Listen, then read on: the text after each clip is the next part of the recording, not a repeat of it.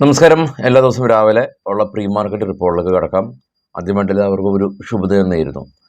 കഴിഞ്ഞ ദിവസം Nifty gap അപ്പിൽ open ചെയ്തതിന് ശേഷം ശക്തമായൊരു റാലി നമുക്ക് തന്നു.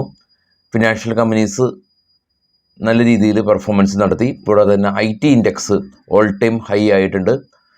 ഈ ഡിഫൻസ് സെക്ടറിലുള്ള ഷിപ്പിംഗ് കമ്പനീസ് ഫോൾ ആയിട്ടുണ്ട് എങ്കിൽ കൂടിയും മറ്റുള്ള നെഗറ്റിവിറ്റി ഒന്നും മാർക്കറ്റിൽ നിലവിലില്ല. 24,000 എന്ന് പറയുന്ന ഒരു സപ്പോർട്ട് ഇപ്പോൾ അതൊരു ഓർമ്മകൾ മാത്രമായി. 24,500ഉം 24,650 എന്ന നിലയിൽ നിഫ്റ്റിയുടെ സപ്പോർട്ട് സോണുകൾ സ്ട്രോങ് ആയിട്ട് നിലനിൽക്കുന്നുണ്ട്.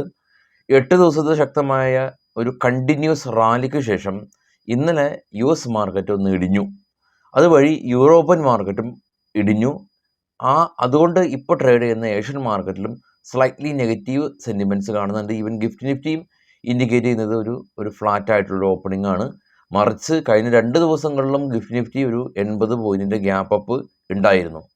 Market US interest rate cut almost ഉണ്ടാകുമെന്നുള്ള ഒരു എക്സ്പെക്റ്റേഷനിലാണ് കഴിഞ്ഞ ഒരു 8 ദിവസം തുടർച്ചയായിട്ട് US മാർക്കറ്റ് ഒരു റാലി രേഖപ്പെടുത്തിയതും അതുവഴി ഇന്ത്യൻ മാർക്കറ്റിൽ വലിയ സെൽ ഓഫ് ഇല്ലാതിരുന്നതും. ഈവൻ FISൻ്റെ ഭാഗത്തുനിന്ന് സെല്ലിങ് കണ്ടിന്യൂ ചെയ്തെങ്കിൽ പോലും കഴിഞ്ഞ വെള്ളിയാഴ്ച മാത്രമാണ് FIS നെറ്റ് ബയേഴ്സ് ആയോളൂ. ഇന്നലെയും FIS നെറ്റ് സെല്ലേഴ്സ് ആയിരുന്നു. ഇന്നലെ അവർ 1,458 കോടി രൂപയുടെ സെല്ല് നടത്തിയപ്പോൾ ആഭ്യന്തര ധനകാര്യ സ്ഥാപനങ്ങൾ 2,252 കോടി രൂപക്ക് ബൈ നടത്തി മാർക്കറ്റിനെ സപ്പോർട്ട് ചെയ്തിട്ടുണ്ട്. അപ്പോൾ FISൻ്റെ ഭാഗത്തുനിന്ന് ഈ ഒരു ബിലോ 2,000ൻ്റെ ഒരു സെല്ലിംഗ് ഉണ്ടെങ്കിൽ പോലും നമ്മളുടെ മന്ത്ലി നമുക്ക് വരുന്ന മ്യൂച്വൽ ഫണ്ട് ഇൻഫ്ലോ എന്ന് പറയുന്നത് ഓൾമോസ്റ്റ് ഒരു 20,000 ക്രോഡ്സാണ്, 20,000 കോടിയാണ്. അപ്പോൾ അത് ഈക്വലൻ്റ് ആയിട്ട് 22 ദിവസങ്ങളിൽ നമ്മൾ ഡിവൈഡ് ചെയ്താൽ ഒരു ദിവസം എങ്ങനെയൊക്കെ പോയാലും ഒരു 1,000 ക്രോഡ്സിൻ്റെ ബൈയിങ് കപ്പാസിറ്റി ഇന്ത്യൻ DISന് ഉണ്ട് എന്നുള്ളതാണ്. ആഭ്യന്തര ധനകാര്യ സ്ഥാപനങ്ങളുടെ ബൈയിങ് കപ്പാസിറ്റി ഡെയിലി 1,000 കോടി 1000 കോടി രൂപ ഉണ്ട് എന്നുള്ളതാണ് ഇപ്പോഴുള്ള മ്യൂച്വൽ ഫണ്ട് ഇൻഫ്ലോ അനുസരിച്ച്.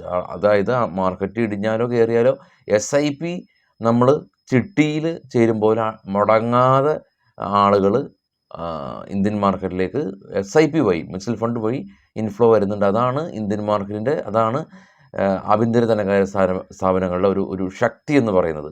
ഇനി ഗ്ലോബൽ മാർക്കറ്റ് നോക്കാം. ഏറ്റവും താഴെ കാണാം US മാർക്കറ്റ് 2 എണ്ണം. ഡോ ജോൺസ് ഇടിഞ്ഞു. അതിന് മുകളിലുള്ള 3 യൂറോപ്യൻ മാർക്കറ്റ് ഇടിഞ്ഞ അവസ്ഥയിലാണ്.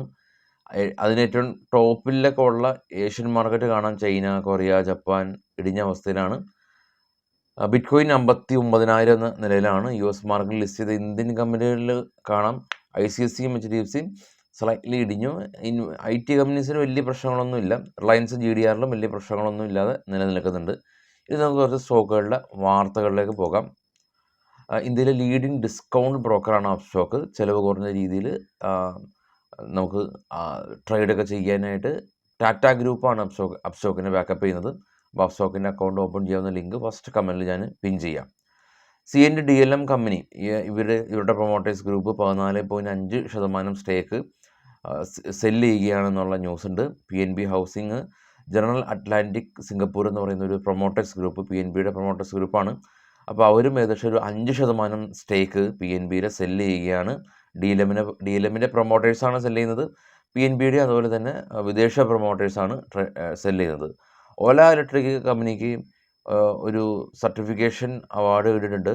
ഇവിടെ 2 ബൈക്കുകൾക്ക് PLI സ്കീം പ്രകാരമുള്ള നിയമങ്ങൾ പാലിക്കുന്നുണ്ടെന്നുള്ളൊരു സർട്ടിഫിക്കേഷൻ അവാർഡാണ് കിട്ടിയിട്ടുള്ളത്. അപ്പോൾ ഈ 2 ബൈക്കുകളാണ് ഇലക്ട്രിക്കിൻ്റെ ഏകദേശം ഒരു 50% റവന്യൂ കൊടുക്കുന്നത്.